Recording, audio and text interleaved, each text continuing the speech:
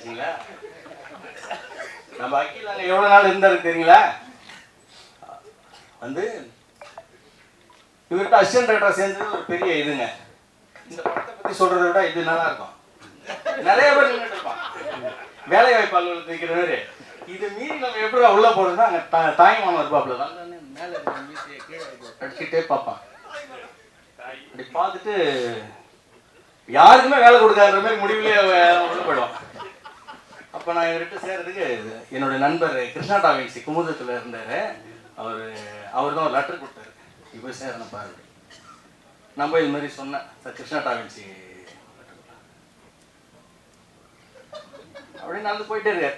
2 பையன் கை விட்டு டேரக்டர் போயிட்டாரு. அவரை பார்த்தது எனக்கு பெரிய விஷயமா இருக்கு, நம்ப முடியல எனக்கு. இவரை பார்க்குறோம், நம்ம பேசுகிறோம் அப்படின்லாம். அப்புறம் மேலே வர சொன்னார். மேலே வந்தோடனே என்னை சேர்த்துக்கிற ஐடியாலேயே இல்லைன்ற மாதிரியே பேசுகிறார் 1/2 மணி நேரம். யாரையுமே சேர்த்துக்கிற ஐடியா இல்லை. நான் படமே எடுக்கல. சினிமாவில் இருக்கிறவனே எல்லாம் வெளியூர் போகிறான், கிராமத்துக்கு போயிட்டு விவசாயம் ஆரம்பிக்கிறான். நானும் அப்படி தான் பண்ண போகிறேன். என்ன விவசாயம் ஆரம்பிக்கிறேன் ஏன் சொல்கிறாரு 2 பேர்? எனக்கு ரொம்ப ஆச்சரியம் வச்சு. நம்பி நம்ம வந்துருக்கு கடைசியில் நம்ம சரி விட்டு ட்ரை பண்ணுறது வேஸ்ட்டு போல இருக்கேன். அப்புறம் இவன் சீரியஸாக இருக்கிறானான்னு பார்த்து வெயிட் பண்ண வைப்பார். காலைல வந்தோன்னா நைட் வரைக்கும் அங்கேயே தான் உட்காந்துருக்கணும். அவர் வந்து ஒரு ஆளை விட்டு அனுப்புவார். அவன் எந்த சேரில் உட்காந்துருக்கான் அதே சேரில் தான் உட்காந்துருக்கான் சார். சின்சியராக தான் இருக்கிறான். அவன் கீழே இறங்கி வருவார். மோதி சார் இப்போ பேரெல்லாம் சொல்கிறாரு, அதனால ஒரு 2 நிமிஷம் வந்துடுறேன் போவார். சாயங்காலம் வருவார். அது வரைக்கும் நான் அதே சேரில் தான் உட்காந்துருக்கேன். இது மாதிரியான பல டார்ச்சர்லாம் இருந்துச்சாங்க. அப்புறம் வந்து நான் உங்களை வந்து அசிஸ்டன்ட் ஒரு நண்பர் வந்து லெட்டர் கொடுத்தாருலாம் உங்களை அசிஸ்டண்ட்டை வேலைக்கு வச்சுக்க முடியாது. ஏன்னா ஒரு எம்எல்ஏ ஒரு எம்பி எல்லாருமே ஒரு லெட்டர் கொடுத்து அனுப்பிட்டே தான் இருக்கிறாங்க. எல்லாருமே வேலைக்கு வச்சு 100 பேர் இருப்பாங்க ஆஃபீஸில். 100 பேர் வேலை வச்சு சினிமாவில் என்ன வேலை செய்யும்? உங்களுக்கு என்ன தெரியுமோ அதை வச்சு தான் நான் வேலையை கொடுக்க முடியும். அவாடா சரி நீங்கள் எதாவது எழுதுங்க அப்படின்னாரு. அப்போ நான் ஒரு கதை ஒன்று எழுதி கொண்டு போய் கொடுத்தேன். அப்போ கதை எழுதி கொடுத்தோன்னே அந்த கதை பிடிச்சிடுச்சு சாருக்கு, ரொம்ப பிடிச்சிடுச்சு. படித்து முடிச்சுட்டு கீழே வந்தார். சாப்பிட்டீங்களா? நான் சாப்பிடல சார். நான் அதே சேரில் உட்காந்து நான் செக் பண்ணிட்டாரு. நான் சாப்பிட்டீங்கன்னா சாப்பிட்டேன். அவர் கூட தான் சாப்பிட்டேன். அவர் கூட சாப்பிட்டோன்னே தெரிஞ்சிச்சு சரி நீங்கள் சேர்ந்துட்டோம் போல இருக்கு சார் கிட்ட, சூப்பர் தான் அப்படின்னு நினச்சினேன். உங்களை வந்து ஒரு இன்னொரு டெஸ்ட் இருக்குது. என்ன சார் இன்னொரு டெஸ்ட்டு? ஒரு கதை சொல்ல முடியுமா உங்களுக்கு? கதை சொல்கிறேன் சார் சொல்லுங்கன்னு. அப்போ நான் ஒரு கதை சொன்னேன். அலெக்சை தஸ்தோயேவ்ஸ்கிய ருஷ்ய இயல்புன்னு ஒரு கதை. அந்த கதையை சொன்ன உடனே டாக்டர் ரொம்ப டிஸ்டர்ப் ஆகிட்டார். அப்படியே அவர் கொஞ்ச நேரம் பேசல. கதை முடிஞ்சோடனே அவரும் பேசல, நானும் பேசல. என்னடா இது நம்மளை சேர்த்துக்க மாட்டேன் தெரியல, 2 இவ்வளோ நேரக்கே போடுறாருன்ற. அப்புறம் ஒரு வழியாக சேர்த்துக்கிட்டார். சரி மோகலி நீங்கள் உள்ளே போங்க அப்படின்னு எனக்கு முதல் கை கொடுத்து வாங்க நண்பா அப்படின்னு சொன்னது பாண்டியன் தான். அவனை நான் பார்க்கும்போது கீழே போய் சைக்கிள் நிறுத்திட்டு பார்ப்பேன். பார்த்தா அங்கே ஒரு சின்ன ஒரு முட்டுற மாதிரி இருக்கு. அது ஒரு சின்ன ஒரு இது பால்கனி, அதில் நின்று இருப்பாப்ல. உள்ள தான் வருவாங்க தாய்மொழி கீழே முறைப்போம். பாண்டியன் அன்னைக்கு அண்ணனை பார்த்தேன், இன்றைக்கி நான் அண்ணன் பார்க்குற மாதிரி தான் இருக்கிறான்.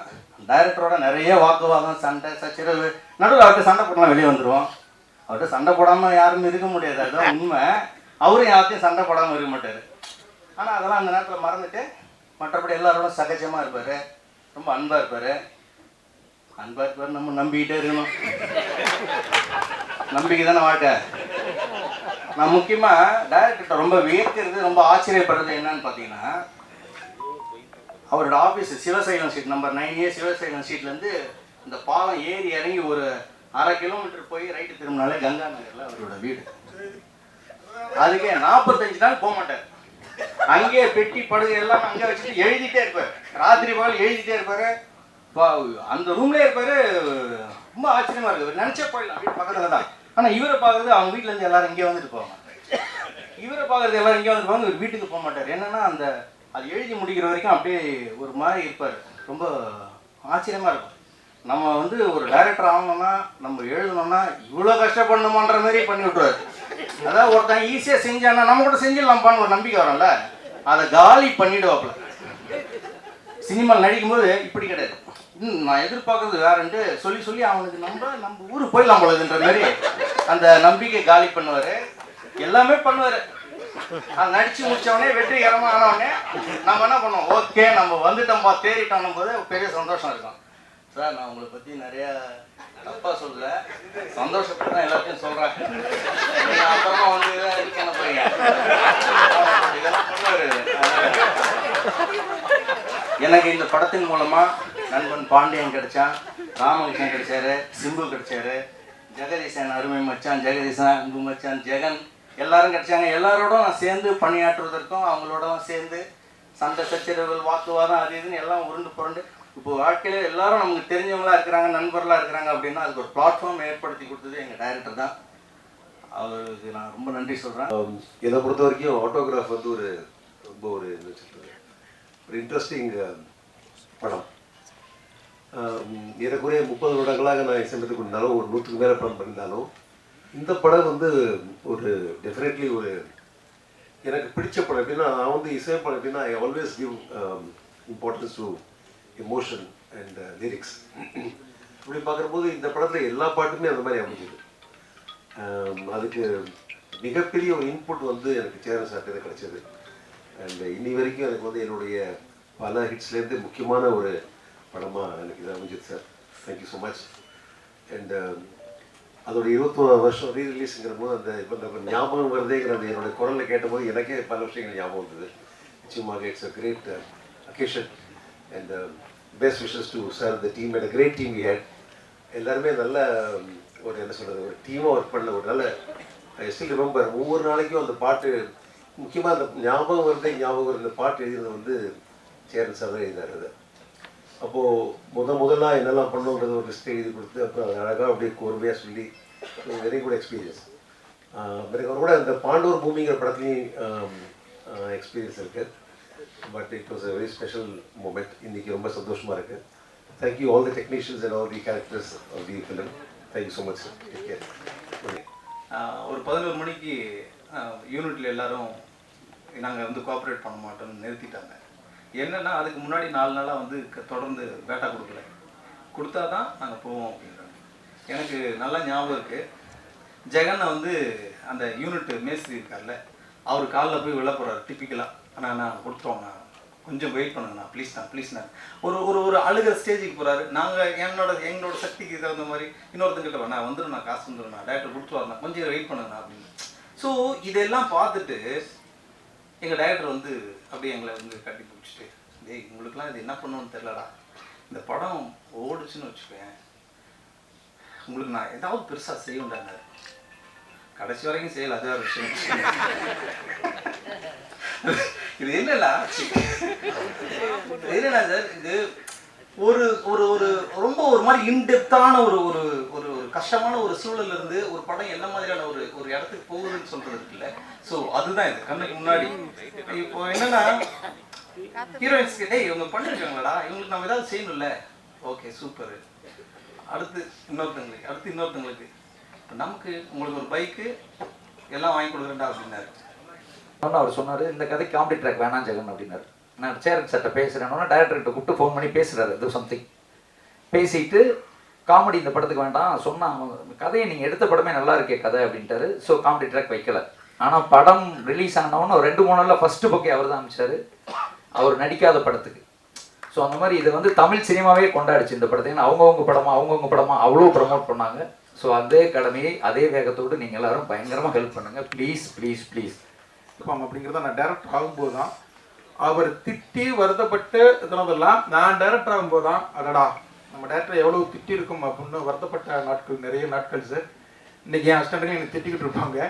அவங்களும் கண்டிப்பாக டைரக்டர் ஆகும்போது அது நம்மளுடைய அந்த இது புரியும். நான் உண்மையிலே உங்கள்கிட்ட நிறைய கற்றுக்கிட்டேன். நிறைய இன்றைக்கும் உங்களுடைய பாதிப்பு எனக்கு நிறைய இருக்கும். ஆஃபீஸ் போடுறது கூட ராமகிருஷ்ணன் ஜெகன்லாம் சொல்லுவார், டேய் ஆஃபீஸோட அவர் மாதிரியாடா போடணும், உட்காரது கூட நான் அவர் மாதிரி தான் உட்காருவேன். அதை நக்கல் பண்ணிக்கிட்டே இருப்பான் ராமகிருஷ்ணன். வந்து உமாவுக்கு சொல்லுவான், டேய் மண்பா நீ அவர் ரொம்ப பாதிக்கப்பட்டிருக்கடா அப்படின்பாரு. அந்த பாதிப்பு இல்லாமல் படம் எடுக்க முடியாது. உண்மையிலே உமா இந்த படம் வந்து ஜெகன்னா, உமாபதி, தாய்மானவன், சிம்புதேவன், ராமகிருஷ்ணன், ஜெகதீஷு நிறைய எங்களுக்கு ஒரு சொந்தங்களை கொடுத்தது. இன்றைக்கி நாங்கள் சேர்ந்து இதுவாக இருக்கிறதுக்கு இந்த படம் வந்து ரொம்ப ரொம்ப முக்கியம். எங்களுக்கு பெரிய விசிட்டிங் கார்டு இது. இந்த படத்தை பற்றி பேசணும்னா நிறைய பேசலாம். அந்த பரத்வா சார் சாங்கு அந்த பாட்டு வந்து ஃபஸ்ட்டு வந்து எல்லாரும் அவங்க ஸ்னேகமாக போட்டிருப்போம்ல, அந்த ஒவ்வொரு பூக்களுமே சொல்கிறது அப்படிங்கிற பாட்டு வந்து ஃபஸ்ட்டு வந்து அவர் வந்து ஒரு ஃபிலிம் டைரக்டராக இருப்பார். வண்ணத்து பூச்சிகளால் கண் விழிக்க, வாய்க்காலோடு மீனோடு நான் குளிக்க அப்படின்னு வரும். அவ்வளவு மாற்றங்கள் இந்த படத்தை பற்றி பேசலாம். அது கண்டிப்பாக அந்த படம் இன்னைக்கு உள்ள ஆடியன்ஸ் கண்டிப்பாக அதை கொண்டாடுவாங்க. இதுக்கு ஒரு பெரிய சக்ஸஸ் மீட்டு கண்டிப்பாக எங்கள் டேரக்டர் வைப்பார். அந்த சக்ஸஸ் மீட்டில் இன்னும் நிறைய பேசுவோங்கிற நம்பிக்கை எனக்கு இருக்குது. வாழ்த்துக்கள், நன்றி. சாங் பண்ண வணக்கம் வளைவிக்கும் சென்னை அப்படின்னா அதில் போய் அந்த ஃபோன் பண்ணி கேட்டேன், மேம் எனக்கு ஒரு அந்த சாங் ப்ரொமோ சாங் ஒன்று பண்ணுறதுக்கு எனக்கு பாடி கொடுக்க முடியுமா அப்படின்னு. ஐயோ உடனே வாங்க அப்படின்னு சொல்லி அவங்க வீட்டிலே வச்சு பாடி கொடுத்தாங்க. ரொம்ப தேங்க்ஸ் மேம். அதை கொண்டாந்து கோர்க்கணும்னு நினச்சி அதை மறந்துட்டேன். அதே மாதிரி அபிரனுக்கும் நன்றி, அன்றைக்கி பாடி கொடுத்தீங்க. ரொம்ப தேங்க்யூ, நன்றி. எனக்கு ஒரு மீட்டிங் இருக்கு, நான் பரவாயில்ல. தேங்க்யூ. இந்த மேடையில் வந்து நான் இங்கே நிற்கிறதுக்கு காரணம் முதல்ல நன்றி சொல்ல வேண்டியது இசையமைப்பாளர் பரத்வாஜ் அவர்கள். இங்கே இல்லைனாலும் அந்த நன்றி நான் சொல்ல வேண்டியிருக்கிறது. காரணம், இயக்குனர் சேரன் சார் அவர்கள் வந்து நான் பார்க்குறதுக்கு பல மாதங்கள் வெளியில் அவருடைய அலுவலகத்துக்கு வெளியில் நிற்கும்போது எப்பயாவது பார்த்துட்டா போதும் சினிமாக்குள்ளே உள்ளே போயிடலாம் அப்படிங்கிற ஒரு எண்ணத்தோடு இருக்கும்போது நிறைய அசிஸ்டன்ட்டை நம்பி அவங்க அழைச்சிட்டு போவாங்க. அங்கே போய் அலுவலகத்துக்கு வெளியே நின்றுட்டு இருப்போம். நான் பார்த்துட்டேன், கூப்பிடுவார் அப்படின்லாம் சொன்னாங்க. அப்படி ஒரு பல வருஷத்தை நான் இழந்திருக்கேன் அதில். ஆனால் அது எல்லாமே ஏமாற்று வேலைங்கும்போது இவரை பார்த்ததுக்கப்புறம் தான் தெரிஞ்சிச்சு. அவரை காமிக்கிறேன் அப்படின்னு சொல்லிட்டு ஏதாவது கேட்பாங்க, எங்கேயாச்சும் அழைச்சிட்டு போக சொல்லுவாங்க பைக்கில், அப்படிலாம் நிறைய சுற்றிருக்கேன். அதெல்லாம் பெரும் கதை, அது வேண்டாம். எதுக்கு சொல்லணும்னா, அப்போ பரத்வாஜ் சார்ட்ட தான் நான் போயிட்டு பாடல் டியூனுக்கு எழுதுறதுக்காண்டி எப்போதுமே காலைல கிளம்பி ஆஃபீஸ் ஒர்க் மாதிரி வேலைக்கு அவர் வீட்டுக்கு போயிடுவேன். எந்த படம் பண்ணாலும் என்ன டியூன் பண்ணாலும் எல்லாத்துலையும் நான் டம்மி வார்த்தை எழுதிட்டு உட்காந்துட்டே இருப்பேன். எதுக்குமே சலிக்க மாட்டேன், எந்த வேலையும் கிடையாது. காலைல இதை எடுப்பேன், ஹெல்மெட்டு போடுவேன், இன் பண்ணுவேன், பைக்கில் போவேன், வீட்டில் உட்காருவேன். மத்தியானம் அவர் கொஞ்சம் தயிர் சாதம் கொடுப்பாரு, அவர் டியூன் பண்ண எழுதுறது தான் எனக்கு வேலை. அப்படி நாங்கள் வந்து அந்த தொடர்பு இருந்துச்சு. அப்படி இருக்கும் பொழுது ரகுமான் சாருடைய சசி ஸ்டுடியோன்னு ஒரு ஸ்டுடியோ, அப்போ உட்காந்து நாங்கள் டியூன் பண்ணிட்டு இருக்கும்போது தான் சேரன் சார் உள்ளே வர்றாரு. முதல் சந்திப்பு அவர்கிட்ட அறிமுகப்படுத்துகிறாரு. சார் இவர் வைரமுத்துட்டு இருந்தவர் சார், புதுசாக பாட்டு எழுத ட்ரை பண்ணிட்டு இருக்காரு சார், ஒரு பாட்டு கொடுக்க முடியுமா அப்படின்னாரு. அப்போ அவர் சொன்னார், இந்த படத்தில் கொடுக்க முடியாது, அது பாண்டவர் பூமி, இந்த படத்தில் கொடுக்க முடியாது, ஒரு பெரிய கவிஞர் இருக்குது மொத்த பாட்டு எழுதுறாரு, இந்த படத்தில் எங்களுக்கு டம்மி எழுதுறதுக்கு நீங்கள் கூட இருங்க அப்படிங்கும்போது எனக்கு அதுவே சினிமாக்குள்ளே கிடைச்ச மிகப்பெரிய வாய்ப்பு. அந்த படம் முழுக்க அவர் கூட வேலை பார்க்க போகிறோங்கிற ஒரு எண்ணத்தில் உள்ள பயணப்பட்டது. காலப்போக்கில் பல்வேறு சூழல்கள், அதை சொன்னால் ஒரு 20-25 நிமிஷம் ஒரு அழகான ஒரு கதை சொல்லலாம், படம் பண்ணலாம். அதையெல்லாம் மீறி அந்த படத்தில் எல்லா பாட்டுமே எழுதுகிற ஒரு வாய்ப்பு எனக்கு அங்கே ஆரம்பிச்சது. இயக்குனர் சேரன் கூட அந்த தொடர்பு, அதோடைய தொடர்ச்சி தான் ஆட்டோகிராஃபில் வந்து இயக்குனருக்கு உதவி இயக்குனர்கள் பேசுறது மாதிரி நானும் ஒரு செயல்படாத உதவி இயக்குனராக உள்ளுக்குள்ளே இருந்தேன். ஏன்னு கேட்டிங்கன்னா கட்டுக்கட்டாக எழுதிட்டு உட்காந்துருப்பேன். மத்தியானம் அசிஸ்டன்ட் கூட சேர்ந்து சாப்பிடுவேன், அவங்க கூட வந்து வெளில போனால் அங்கேயே இருப்பேன். அப்படி எழுதி தான் வந்து இதில் வந்து ஒன்று வந்து பாவேஜி எழுதியிருப்பார், ஒன்று அண்ணன் எழுதியிருப்பாங்க.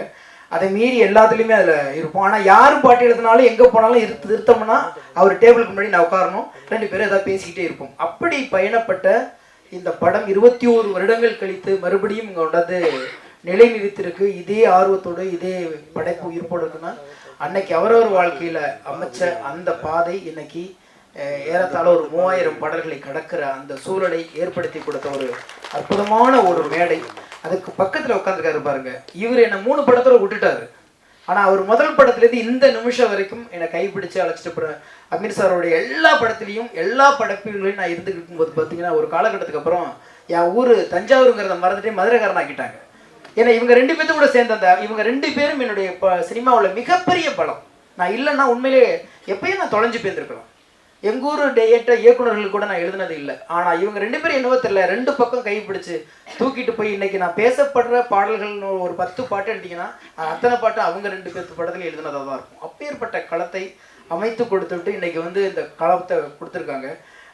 ஆட்டோகிராஃபை பற்றி நிறைய இன்சிடென்ட் இருக்குது. இப்போ பார்த்தீங்கன்னா தொடங்குறதே எங்கே தொடங்குறது இல்லைன்னு ஒன்று ஆரம்பித்தேன் பார்த்தீங்களா. அதில் ஒன்று மறக்க முடியாத நிகழ்ச்சி, தஞ்சாவூர் சாந்தி தியேட்டரில் வந்து நாங்கள் 100வது விழாவுக்கு போகும் பொழுது இதே மாதிரி தமிழ் தாய் வாழ்த்து போடுங்கன்னு சொன்னாங்க. எல்லாரும் நிற்கிறோம், எல்லா நடிகர்களும் எல்லா டெக்னீஷியனும் போடுறவங்க பாதியிலேருந்து போட்டு விட்டாங்க. அப்போ நாங்கள் அதை கண்டினியூ பண்ணணும். அப்புறம் டேப் ரெக்கார்டு ஆஃப் ஆகிடுச்சு. அப்புறம் நாங்கள் பாட ஒருத்தர் தப்பாக பாட ஒருத்தர் சரி பண்ண, அப்புறம் சரி பண்ணணும்ல. அது இன்னைக்கு எனக்கு அந்த நினைவு வந்துச்சு. இங்கே போட்டவங்களும் 2 வரையும் விட்டுட்டு போட்டாங்க. அது எனக்கு அப்படியே ரீகால் ஓடி தஞ்சாவூர் சாந்தி தியேட்டரில் 100வது நாளில் நாங்கள் இருந்தது. பஸ்ஸில் ஒவ்வொரு ஊருக்கும் போய் கொண்டாடுற அந்த விதம் இருக்கு இல்லையா, சினிமாவை கொண்டாடிய காலம் எப்படி ரசிகர்களோட நடித்த இயக்குனர்களும் டெக்னீஷியனை உட்காந்து கொண்டாடி ஒரு படம் வந்து உயிரோடு இன்னைக்கு வந்திருக்குன்னா அதுக்குள்ள பதிவு பண்ண அத்தனை வார்த்தைகளும் அவ்வளவு இயல்பான ஒரு காதல். ஒரு காதலை சரி பண்ண இன்னொரு காதலால் தான் முடியும் என்பதை ஆட்டோகிராஃப் சொல்லிக் கொண்டு இருக்கிறது. வாழ்த்துவோம், வரவேற்போம். நன்றி.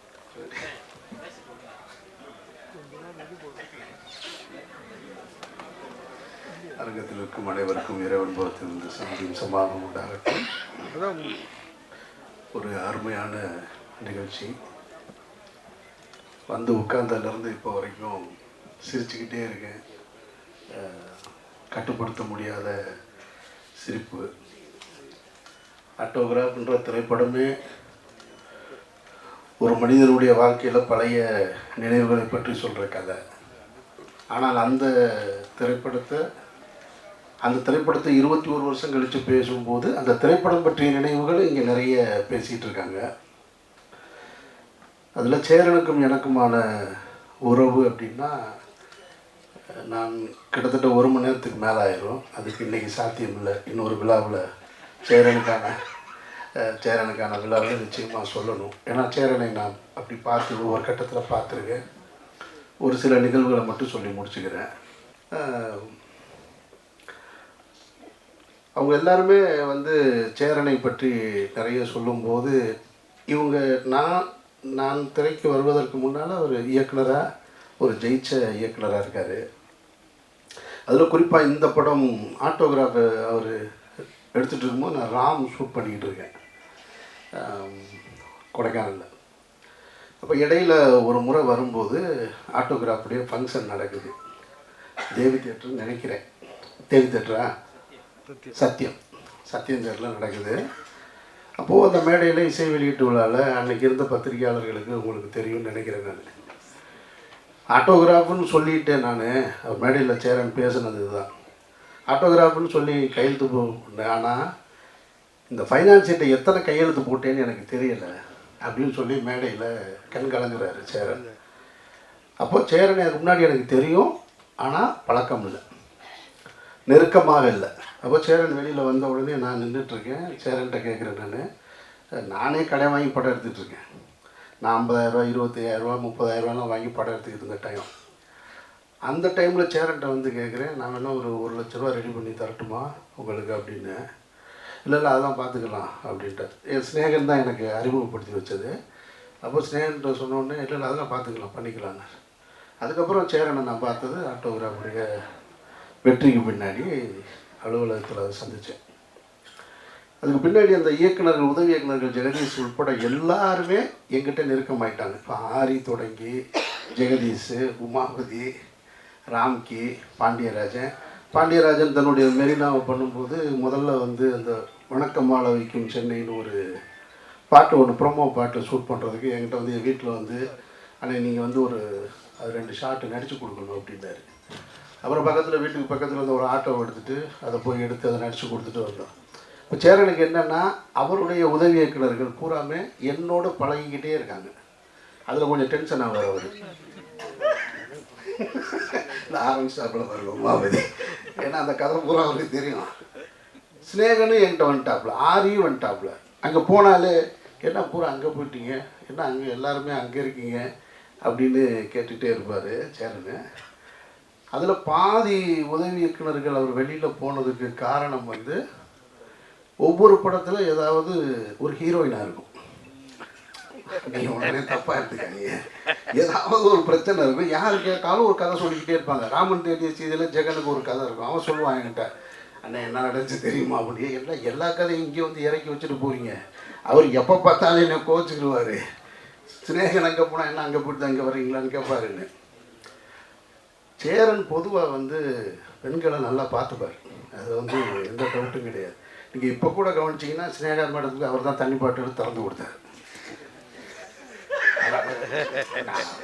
ஐயோ, நீங்கள் நான் அடுத்து முடிச்சிடறேன். ஏன்னு சொல்கிறேன், இந்த குற்றச்சாட்டு அவர்கிட்ட அவங்க உதவி இயக்குநர்கிட்ட இருந்துகிட்டே இருக்கும். ஆனால் நான் அதுக்கு காரணம் என்ன நினைக்கிறேன்னா, சேரன் நிறைய அக்கா தங்கச்சிகளோட அதிகம் பழகின ஒரு ஆள். அவர் நிறைய உறவுகள் அண்ணன் தம்பி அதிகம் கிடையாது. அவங்க வீட்டு உறவுகள் அக்கா தங்கச்சிகளோட அதிகம் பழகினது. அந்த உணர்வு எப்பயுமே சேரன்கிட்ட இருந்துக்கிட்டே இருக்கும். அது நான் சேரனோட பழகும்போது தான் என்னால் அதை புரிஞ்சுக்க முடிஞ்சது. அப்போ இவங்க எல்லாருமே வேற ஒன்று நினச்சிட்டாங்க அப்படின்னு. அதனால் ரொம்ப உன்னிப்பாக கவனித்து பார்த்துட்ருப்பார். இதுதான் சேரனுடைய மனநிலை. அதுக்கப்புறம் சேரனை பற்றி இந்த ஆட்டோகிராஃபு அதான் சொல்லலாம், எங்கே தொடங்கி எங்கே போகிறதுனே தெரியல. அவ்வளோ இருக்குது எனக்கும் சேரனுக்குமான உறவு, இந்த படம் பற்றின நினைவுகள். முடிச்சிடுறேன் நான், ஏன்னா எனக்கு ஒன்றும் புரியலை. எதையாவது ஒன்று சொல்லிடுவோமோங்கிற பதட்டமாக தான் இருக்கு.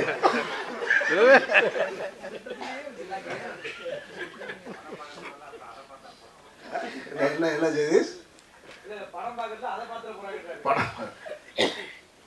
ரொம்ப ஒரு சேரன் வந்து தமிழ் சினிமாவில் ஒரு சாதித்த கலைஞன், தவிர்க்க முடியாத கலைஞன், மக்கள் கலைஞன், ஒரு மகத்தான கலைஞன். என்னை பொறுத்த மட்டும் நான் வந்து அந்த கிரெடிட்டை வந்து சேரனுக்கு எப்போவுமே கொடுப்பேன். சேரன் அலுவலகத்துக்கு போனால் சேரனுக்கு பின்னாடி இருக்க விருதுகளை பார்க்கும் பொழுது பொறாமையாக இருக்கும். அத்தனை தேசிய விருதுகள், அத்தனை மாநில அரசு விருதுகள், ஃபிலிம்ஃபேர் அவார்டு. பாலச்சந்தர் சாருக்கு பிறகு நான் அதிகமாக விருதுகளை பார்த்தது சேரனுடைய அலுவலகத்தில். இங்கே ராம்கி பேசும்போது சொன்னாப்புல பைக் வாங்கி தரேன்னு சொல்லிட்டு வாங்கி தரலன்னு. அது அவருடைய கதை. ஜெகன் ஒரு கதை சொல்லிட்டு போனால், ஜெகதீஷ் ஒரு கதை சொன்னார். இப்படி ஒவ்வொருத்தருக்கு ஒரு கதை இருக்கு இல்லையா? ஆனால் அந்த அடையாளம் இருக்குல்ல, அந்த உதவி இயக்குனருக்கான அடையாளம். அவருக்காவது உதவி இயக்குனர்னு பேர் போட்டார், பைக் வாங்கி கொடுக்கல. அது எதுக்கு சொன்னாருன்னு சொன்னாரா, உண்மையிலே சீரியஸாக சொன்னாரா என்னங்களாம் தெரியாது. ஆனால் நானெல்லாம் உதவி இயக்குனராக வேலை செய்யும்போது ஒரு படம் முழுக்க வேலை செஞ்சுட்டு அந்த படத்தில் பேரே இல்லை. அப்போ எப்படி இருந்திருக்குன்னு யோசிப்பார். பேரே இல்லை. அப்போ அப்படியே வேகம் இருக்குது. ஒரு படம் பூரா வேலை செஞ்சுருக்கோம், படம் முடிஞ்சு வந்து வேகமாக போய் தேட்டரில் போய் படம் முடியும் போது டைரக்டருக்கும் உதவி இயக்குனருக்கும் சண்டை வர்றது சகஜம் தானே. அப்படி சண்டையாகி போயிட்டு வெளியே வந்து பார்த்தா படம் ரிலீஸ் ஆகி தேட்டரில் போய் உட்காந்தா பேர் இல்லை, பயங்கர அதிர்ச்சியில் இருக்குது. ஆனாலும் அதை நான் குறையாக எடுத்துக்க முடியாது. காரணம் என்னென்னா, நான் ஒர்க் பண்ண ஒரு இயக்குனர் இருக்கார் இல்லையா, அவர் ஒரு சினிமா பண்ணார். அவர்கிட்ட இருந்து நான் ஒன்று கற்றுக்கிட்டேன். நான் வேறு ஒரு கமர்ஷியல் சினிமா இயக்குனரோடு இருந்திருந்தால் எனக்கு அவருடைய தாக்கம் தான் வந்திருக்கும். ஆனால் அந்த இயக்குனருடைய தாக்கம் தான் எனக்குள்ளே வந்தது. நான் அடுத்த தளத்துக்கு போக முடிஞ்சது. அப்போ அந்த பேர் வராததுக்கு காரணம் 1000 இருக்கலாம். என் மேலே கூட 100 தவறு இருந்திருக்கலாம். நானே கூட முழு காரணமாக கூட இருந்திருக்கலாம். ஆனாலும் அவர் மேலே குறை சொல்கிறதுக்கு நான் இந்த மேடையை நான் பயன்படுத்தலை. எனக்கான அடையாளத்தை கொடுத்தது அவர் தான். இன்றைக்கு வந்து பத்திரிகைகள் அன்றைய காலகட்டத்தில் வந்து பாலா, சேரன், அமீர் அப்படின்னு அந்த ஒரே வரிசையில் என்னை கொண்டு வந்து சேர்த்ததுக்கு காரணம் அந்த இயக்குனர். இவருடைய திரைப்படத்தை, முதல் திரைப்படத்தை ஊரில் இருக்கும்போது பார்த்தவன் நான். அப்புறம் இவருடைய வெற்றியை பார்த்தவன் நான். இவர் இதே இந்த ஆப்போசிட்டில் இருக்கிற காவேரி ஸ்ட்ரீட்டில் வந்து நானும் பாலாவும் தங்கியிருக்கும்போது வருவார்.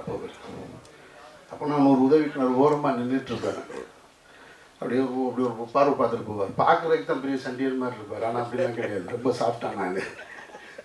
ஆனால் லுக்கு மட்டும் அந்த கிராஸ் பாயிண்டில் கையை விடுறது மட்டும் எப்பயுமே அப்போ இருந்து இப்போ வரைக்கும் அப்படியே தான் சொல்லுவார். ஒரு பெரிய டைரக்டர் 2 டைரக்டர் பேசுகிறாங்க, நான் வெளியே நின்று தம்மு போட்டு ஒரு ஓரமாக நின்றுட்டுருப்பேன். அவர் கேட்பார், என்ன அதை வேலை அப்படியே நின்றுட்டே இருக்காப்புல அப்படிம்பார். அப்புறம் அவர் போய் வண்டி ஏற்றி விடுறது, இந்த வேலையெல்லாம் பார்த்துருக்கேன் நான். இவர் இப்படி ஒவ்வொரு காலகட்டத்தில் நான் பார்த்து வளர்ந்துருக்கேன் சேரனை நான். அப்போ இவங்களோட சேர்த்து இன்றைக்கி நிப்பாட்டுற இடம் இருக்கு இல்லையா, அதுக்கு காரணம் வந்து நம்ம வேலை செஞ்ச இயக்குனர்கள் தான். அதனால் அங்கே என்ன குறை இருந்தாலும் அது ஒரு தகப்பன் தன்னுடைய பிள்ளையை தேர்த்துவதற்காக செய்கிற முயற்சியாக தான் நான் பார்க்குறேன் நான். அப்படித்தான் நானும் பார்க்குறேன். அப்படித்தான் அவருடைய உதவி இயக்குனர்களும் பார்த்துருப்பாங்கன்னு நினைக்கிறேன். நிச்சயமாக சொல்கிறேன், ஒரு 20 வருஷத்துக்கு முன்னாடியும் சரி, இப்போ இங்கேருந்து இப்போ இருக்கிற இயக்குனர்களையும் சரி, சாதித்த எல்லா இயக்குனர்களையும் சொல்லி, இப்போ பாலாவாக இருக்கட்டும், சசிகுமார், நான், எனக்கு பின்னாடி வந்து இப்போ இன்றைக்கி இருக்கிற வெற்றிமாறன், மாரி செல்வராஜ், ராம், இவங்க எல்லாரையும் ஒரே தட்டில் வச்சா கூட சேரனுடைய சாதனைக்கு பக்கத்தில் கூட போக முடியாதுன்றது மறுக்க முடியாத உண்மை. இதில் மற்ற டைரக்டரை தப்பாக எடுத்துக்க மாட்டாங்கன்ற நம்பிக்கையில் நான் அந்த உரிமையோடு சொல்கிறேன். படைப்புகளில் வீரியமாக இவரை விட அடுத்து வீரியமாக படம் பண்ணியிருக்கலாம். ஆனால் சேரன் தன்னுடைய அந்த கிளிப்பிங்ஸ் போட்டார் பாருங்க, இத்தனை விருதுகள், இத்தனை திரைப்படங்களில் நாயகன், இத்தனை படங்கள் தயாரித்தது, இவ்வளவுத்தையும் இந்த 30-35 வருஷத்துக்குள்ளே செஞ்சு முடிச்சிருக்கிறது சேரன்ற மாபெரும் கலைஞன். சேரனுக்கு எனக்கு நிறைய முரண்பாடு இருக்குது. சேரனுக்கு கருத்து முரண், நான் எது சொன்னாலும் அவர் கேட்க மாட்டார், இதுவரையும் கேட்டதே கிடையாது. ஆனாலும் நான் அவரை பற்றி கண்டுக்கவே மாட்டேன், நான் சொல்லிக்கிட்டே இருப்பேன், அவர் கேட்க மாட்டார். அவரை கூப்பிடுவார், சரி வர்றேங்க அப்படின்னு கேட்குறது மாதிரி சொல்லுவார். அப்படியா பண்ணிக்கலாம், நான் யோசிக்கிறேனே காலையிலம்பார். அவர் என்ன முதல்ல சொன்னாரோ அதுதான் செய்வார்.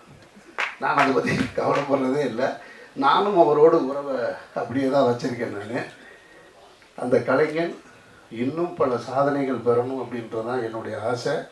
சேரன் வெற்றி அடைஞ்சால் நான் சினிமாவில் இன்னொரு இயக்குனருடைய வெற்றி அடையணும்னு, பணத்தாலையும் புகழாலையும் வெற்றி அடையணும்னு எப்பயுமே யோசிச்சுட்டு இருக்க ஒரே இயக்குனர் சேரன் மட்டும்தான்.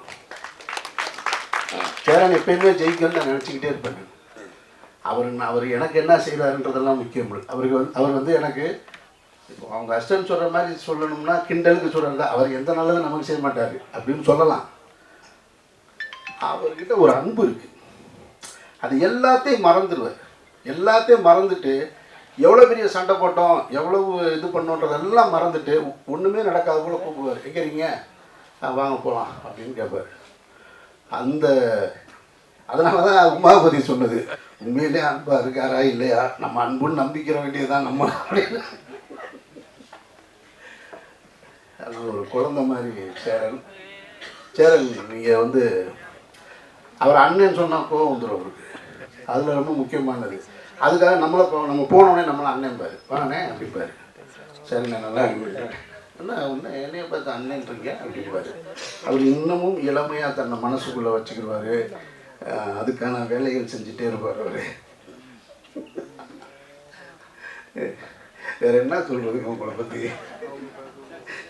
இந்த படம் இப்போது பருத்தி வீரன் மாதிரி ஒரு படம் அல்லது வேறு படங்கள் இன்னொரு இயக்குனர் படத்தை நான் சொல்ல முடியுமான்னு தெரில.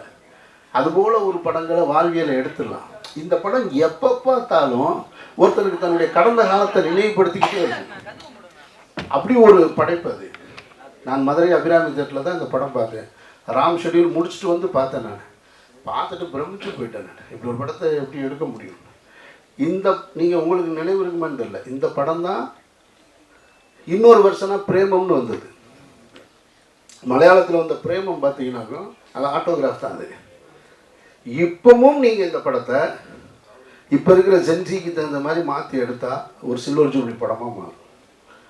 அவ்வளவு கண்டென்ட் உள்ள ஒரு படம். அதனால் இந்த படம் சேரனுக்கு மீண்டும் ஒரு மாபெரும் வெற்றி பொருளாதார ரீதியாக கொடுக்கணும். இந்த தலைமுறைக்கு சேரன் என்ற இயக்குனர் ஒரு மகத்தான கலைஞன் தமிழ் சினிமாவில் வாழ்ந்துக்கிட்டு இருக்கான் அப்படின்றத இந்த படம் கொண்டு போய் சேர்க்கணும் அப்படின்ற அந்த பிரார்த்தனையோடு விடைபெறுகிறேன். நன்றி. பத்திரிகை நண்பர்களையும் ஆட்டோகிராஃபோட கிராஸ் அண்ட் காஸ்ட் அண்ட் க்ரூஸை மீட் பண்ணுறதுக்கு ரொம்ப ரொம்ப சந்தோஷமாக இருக்குது. இத்தனை வருஷத்துக்கு அப்புறம் ரொம்ப மகிழ்ச்சியாக இருக்குது. அதுவும் 21 வருஷத்துக்கு அப்புறம் ரீரிலீஸ் ஆகுது. நிறைய பேசிட்டாங்க இந்த படத்தை பற்றி, எக்ஸ்பீரியன்ஸ் பற்றி. இது கண்டிப்பாக ஹிட் ஆகும். ஏன்னா இந்த ட்ரெய்லர் பார்க்கும் போதே புதுசாக இருந்தது. அதுவும் சொல்லியிருந்தாரு, எங்களை வந்து அந்த அந்த இடத்துக்கு கொண்டு போயிருந்தார். ஒருத்தவங்களும் கனெக்ட் பண்ணக்கூடிய ஒரு படம். எங்கள் அப்பா வந்து ரீரிலீஸ் ஆகுதுன்னு சொன்ன உடனே, அப்படியாம்மா என்னை கூப்பிட்டு போய் படம் காமிக்கிறியா, நான் போய் பார்க்கணும்னு ஆசைப்பட்றேன். அந்த மாதிரி எல்லாருக்கும் கனெக்ட் பண்ண வரக்கூடிய ஒரு படம். கண்டிப்பாக சேரன் சார் நெக்ஸ்ட்டு பேசுவார். பேசும்போது நான் கேட்குற ஒரே ஒரு கேள்விக்கு மட்டும் பதில் சொல்லுங்க. இது என்ன உங்களுக்கு பாதிச்சது, எத்தனை லவ் உங்களுக்கு இருந்ததுன்னு மட்டும் எனக்கு தெரிஞ்சுக்கணும்னு நான் ஆசைப்படுறேன். அதுக்கு லிஸ்ட்டு வந்து கை நிறையா இருக்குன்னு நினைக்கிறேன். அதே மாதிரி நிறைய விஷயம் இந்த படம் எனக்கு சொல்லி கொடுத்தது. இந்த படம் பண்ணும்போது நிறைய மன அழுத்தம், மன உடைச்சல் எனக்கு பர்சனலாக இருந்தது. அது கண்டுபிடிச்ச ஒரே பர்சன் பார்த்தீங்கன்னா சேரன். ஆட்டோகிராஃப் சாங்ஸ் ஷூட் பண்ணிகிட்ருக்கோம். ஷூட் பண்ணிகிட்டு இருக்கும்போது ரொம்ப ரொம்ப மன கஷ்டத்தில் இருந்தேன். யாருக்குமே தெரியாது, நான் வெளியே ரொம்ப சிரிச்சிட்டு இருப்பேன், யாருக்குமே தெரியாது. நான் வந்து லைட் பண்ணிகிட்டு இருக்காங்க இந்த ஒவ்வொரு புக்லையும். அப்போது கார்னரில் உட்காந்துருந்தேன். அப்போ அவருக்கு என்ன தோணுச்சுன்னு தெரில, பக்கத்தில் வந்து உட்காந்தாரு. என்ன பிரச்சனை உனக்கு அப்படின்னு கேட்டார். இல்லைப்பா ஒன்றும் இல்லைப்பாங்க. இல்லை ஏதோ ஒரு பிரச்சனையில் இருக்கேன்னு எனக்கு தெரியும், எல்லாம் சரியாகும் ஓகே அப்படின்னு சொல்லி அன்னைக்கு ஃப்ரெண்ட்ஷிப் ஆனது தான் இந்த ஃப்ரெண்ட்ஷிப் வந்து 21 வருஷமாக அவ்வளோ பெஸ்ட் ஃப்ரெண்டுன்னு சொல்ல முடியும் இந்த இண்டஸ்ட்ரியில். நான் வந்து மார்க்கிட்டே சொல்லிக்க முடியும், என்னோட dear best well-wisher and best friend யாருன்னு கேட்டால் நான் சேருன்னு சொல்ல முடியும். எல்லாரும் கேட்பாங்க, ஒரு ஆணும் பெண்ணும் வந்து ஃப்ரெண்ட்ஸாக இருக்க முடியுமா அப்படின்னு அப்போவே கேட்டாங்க என்கிட்ட. இந்த படம் பார்த்துட்டு ஒருத்தருக்கும் மீட் பண்ணும்போதுலாம் இருக்க முடியுமா அப்படின்னு கேட்டாங்க. நாங்கள் ப்ரூவ் பண்ணிகிட்ருக்கோம். என்னோட டியர் ஃப்ரெண்ட் சேருப்பா, நீங்கள் கண்டிப்பாக இந்த படம் உங்களுக்காக வெற்றி அடையணும்னு ஆசைப்படுறேன். ஏன்னா இந்த படத்துக்காக அவ்வளோ உழைச்சிருக்காரு, எல்லாருமே சொல்லியிருக்காங்க, அவ்வளோ கஷ்டப்பட்டிருக்காரு. ரிலீஸ் ஆகணுக்காக எனக்கு தெரியும் அவர் எவ்வளோ கஷ்டப்பட்டிருக்காருன்னு. அதை ரிலீஸ் பண்ணதுக்கப்புறம் அவருக்கு வந்து அந்த சந்தோஷம், அந்த வெற்றி அடைஞ்சதுக்கப்புறம் எங்கள் எல்லாருக்கும் வந்து அந்த வெற்றி அவருக்கு கிடைச்சது தான் எங்களுக்கு சந்தோஷம் இருந்தது. ஏன்னா அவ்வளோ கஷ்டப்பட்டவர் அந்த படத்துக்காக. ஒவ்வொரு ஃப்ரேமும் ஒவ்வொரு விஷயமும் ஒரு கதாபாத்திரமும் நம்ம வந்து கனெக்ட் பண்ணக்கூடிய ஒரு விஷயமா இருந்தது. எனக்கு பிடிச்சமான ஒரு படம், நான் நடித்ததுலேயே எந்த படம் எனக்கு ரொம்ப பிடிக்கும்னு கேட்டிங்கன்னா ஆட்டோகிராஃப் சொல்வேன். கண்டிப்பாக ஒவ்வொரு பூக்களுமே சாங் நான் கண்டிப்பாக காமிக்கணும்னு ஆசைப்படுவேன். ஒரு சாங்கில் எனக்கு எவ்வளோ எக்ஸ்பிரஷன் சொல்லி கொடுத்துருக்காருன்னா அந்த எக்ஸ்பீரியன்ஸ் எனக்கு போதும். ஒரு இதில் வந்து அந்த மாதிரி வரும். அதில் வந்து அவர் ஏதோ யோசனையில் போகிறீங்க, யோசனையிலேருந்து நீங்கள் வெளியே வந்து அதுக்கப்புறம் நீங்கள் பாட ஆரம்பிக்கிறீங்க. இந்த விஷயம் வரை எனக்கு சொல்லி கொடுத்தவர். And I will always owe this to you செரப்பா. I really loved working with you. In fact இந்த செகண்ட் பார்ட் பண்ணணும்னு நினைக்கும் போதோ இல்லை பிரிவும் சந்திப்பும் பண்ணணும்னு நினைக்கும் போதோ நம்ம ஃப்ரெண்ட்ஸ் தானே, எப்படி ஹஸ்பண்ட் ஒய்ஃபும் நடிக்கிறது அப்படின்னு கேட்டார். அவருக்கு அந்த ஒரு டவுட் இருந்தது. பட் அதை மீறி ஒரு நல்ல படங்கள் நாங்கள் பண்ண முடிஞ்சது. அண்ட் கண்டிப்பாக இந்த ரீரிலீஸ் ஒரு பெரிய வெற்றி அடையும். எனக்கு எல்லாருமே வந்து இப்போ நிறைய லவ் வந்துருச்சு. ஜென்சி லவ் வந்து வித்தியாசமாக லவ் பண்ணுறாங்க. ஆனால் லவ்னா இதுதான் அப்படின்றது காமிச்சிருக்காரு. கண்டிப்பாக எல்லாருக்கும் பிடிக்கும் நம்பர் திருப்பியும். தேங்க்யூ.